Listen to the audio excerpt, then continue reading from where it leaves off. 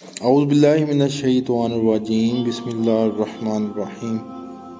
جب رسول اللہ صلی اللہ علیہ وآلہ وسلم مدینہ تشریف لائے تو ابو بکر اور بلال رضی اللہ تعالیٰ عنہ بخار میں مبتلا ہو گئے۔ ابو بکر رضی اللہ تعالیٰ عنہ جب بخار میں مبتلا ہوئے تو یہ شعر پڑھتے: ہر آدمی اپنے گھر والوں میں صبح کرتا ہے، حالانکہ اس کی موت اس کی جوتی کے تسمہ سے بھی زیادہ قریب ہے۔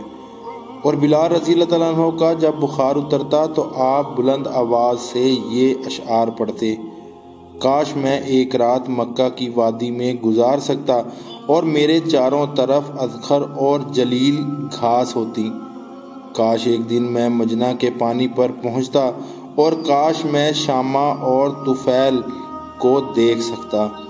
کہا کہ اے میرے اللہ، شیبہ بن ربیعہ، عتبہ بن ربیعہ اور امیہ بن خلف مردودوں پر لعنت کر، انہوں نے اپنے وطن سے اس وبا کی زمین میں نکالا ہے۔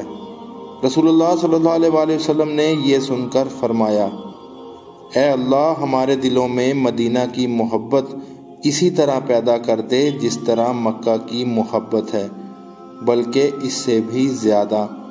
اے اللہ، ہمارے سا اور ہمارے مد میں برکت عطا فرما، اور مدینہ کی آب و ہوا ہمارے لیے صحت خیز کر دے، یہاں کے بخار کو جحیفہ میں بھیج دے۔